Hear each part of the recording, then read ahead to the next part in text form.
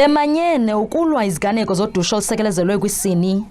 Abahlali bale ngingqi babambe umngcelele besiya kwezona ndawo zinodushe oluqatseleyo.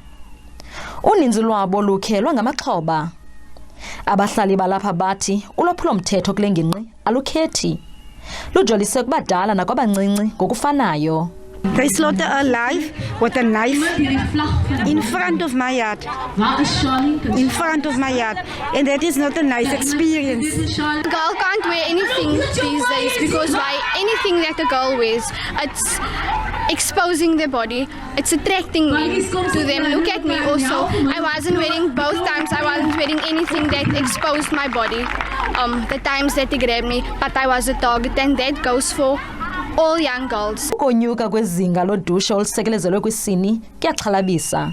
Uninzi lwabantu luba ngamaxhoba ezandleni zabo babathandayo kwakunye namaqela onqevu. We need to come together and we need to hold hands, and there must be a way out for them instead of shooting one another, instead of killing one another, because the children that is coming out of the school, sometimes it's stray bullets that go around them, and they have to be cautious every time when they come out of school because we don't know when an incident can happen. Iziyobisi ngomnye unobangela woku. Uphando lubonisa ukuba iziganeko zokubulawa kwamanina zikhule kakhulu susela kunyaka ka-2017.